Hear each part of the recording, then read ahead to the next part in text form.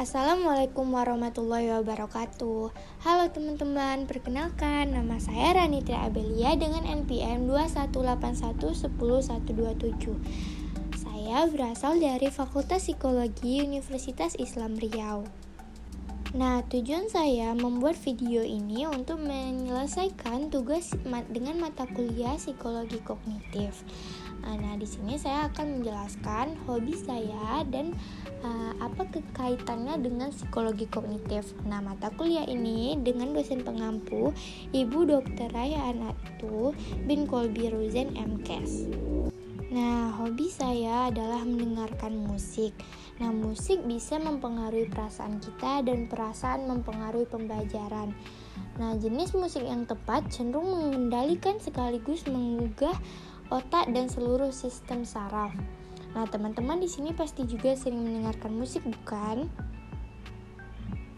Nah, musik memiliki beberapa manfaat loh. Yang pertama, musik merangsang fungsi otak kita. Mendengarkan musik bisa merangsang otak secara fisik, meningkatkan fungsi kognitif, merangsang proses asosiatif, merangsang rekognisi. Musik bisa memperluas gudang ingatan kita, lalu merangsang perkembangan bahasa kita. Nah, ketika kita mendengarkan musik, terkadang ada kalimat atau kata yang belum pernah kita dengar sebelumnya. Nah, itu bisa meningkatkan perkembangan bahasa kita. Nah, yang terakhir, musik bisa merangsang untuk berpikir ritmis. Nah, sekarang kita masuk ke penjelasan bagaimana sih hobi itu bisa berkaitan dengan psikologi kognitif. Nah, saat kita mendengarkan musik, stimulus eksternal berupa auditori atau suara akan masuk ke alat indera kita, yaitu telinga. Nah, telinga akan menerima stimulus tersebut berupa getaran atau gelombang elektromagnetik. Nah, getaran ini dimulai masuk ke saluran membran timpani. Nah, saat mencapai telinga bagian dalam, getaran tadi akan diubah menjadi impuls listrik. Nah, impuls listrik ini akan berakhir di korteks cerebri. Nah, inilah yang dinamakan sensasi, yaitu pendeteksian dini terhadap stimuli saat kita mendengarkan musik. Nah, kembali lagi, tadi kan sudah sampai di korteks cerebri. Nah, impuls listrik tadi kan. Nah, disinilah musik yang kita dengarkan diinterpretasikan atau dimaknai. Nah, contohnya ketika kita mungkin misalnya mendengarkan salah satu lagu Tulus. Nah, ketika kita mendengarkannya, otak kita menyimpulkan lagunya enak didengar, suaranya bagus, nadanya pas, ketukannya bagus, liriknya relate bagi kita walaupun kita hanya mendengarkan sebentar saja. Tapi persepsi tiap orang itu berbeda-beda loh, tergantung pengalaman seseorang, beda pendapat, penginderaan, dan referensi. Nah, jadi jika kamu mendengarkan lagu Tulus tapi bagi teman kamu lagunya tidak enak, berarti ya persepsi kalian berbeda. Nah, sekarang kita masuk ke atensi.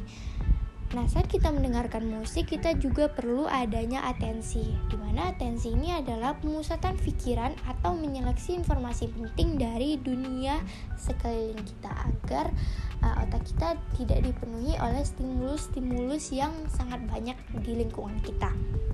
Nah, ketika kita mendengarkan musik, contohnya ketika kita mendengarkan musik saat TV menyala, maka kita akan mengabaikan suara TV tersebut dan mengalihkan atensi kita terhadap lagu yang sedang kita dengarkan. Nah, selanjutnya stimulus dari suara lagu tersebut yang kita dengarkan tadi akan masuk ke sensori memori kita. Nah, di sensori memori ini, bila informasi atau stimuli tersebut tidak diperhatikan akan langsung terlupakan. Tetapi jika diperhatikan, maka informasi tersebut ditransfer ke sistem ingatan jangka pendek kita. Nah, jenis sensori memori ini ada dua. Yang pertama memori ikonik dan ekoik.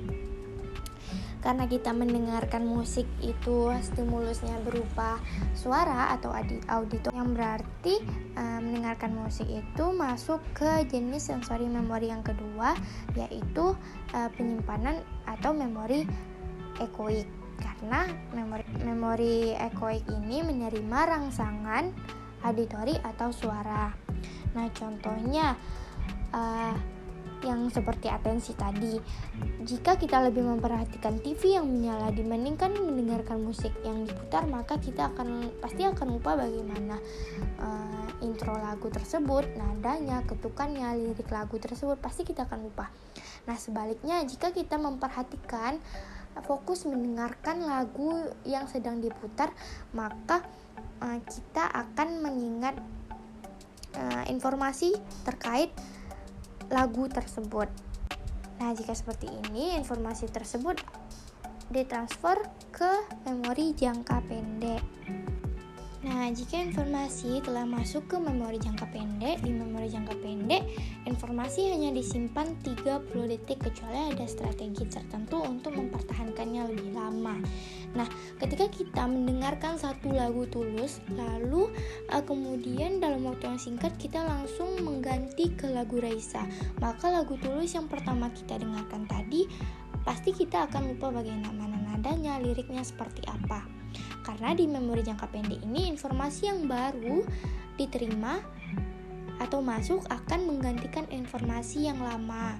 Kecuali kita selalu memutar lagu Tulus setiap saat, misalnya sehari 5 kali, otomatis pasti kita akan mengingat bagaimana suaranya, nadanya, bahkan lirik-lirik lagunya hingga selesai sekalipun, karena kita sudah sering mendengarkannya. Jika sudah seperti ini, maka informasi tersebut berarti pindah ke memori jangka panjang kita.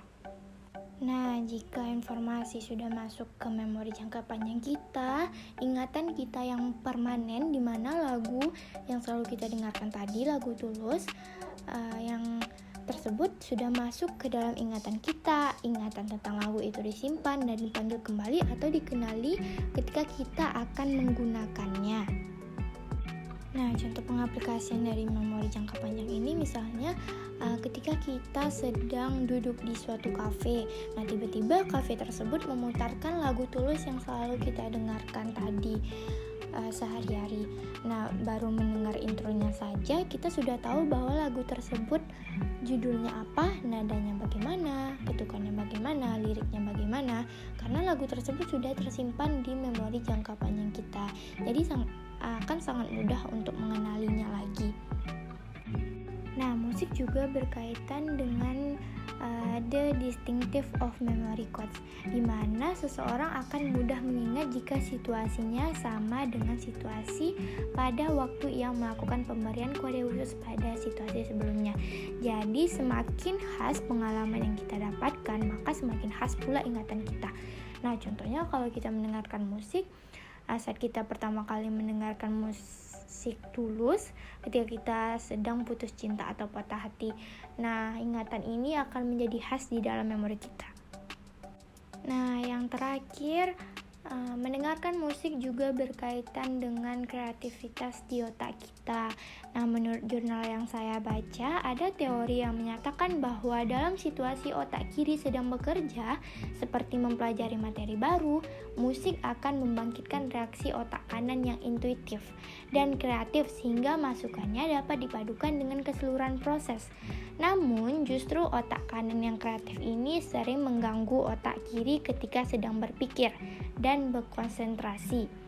Nah, dengan memasang musik inilah merupakan cara efektif untuk menyibukkan otak kanan kita ketika sedang berkonsentrasi pada aktivitas-aktivitas otak kiri. Nah, baiklah, itulah penjelasan saya terkait hobi saya dan saya jelaskan secara keilmuan psikologi kognitif. Mohon maaf jika terdapat banyak kekurangan. Terima kasih atas perhatiannya. Assalamualaikum warahmatullahi wabarakatuh.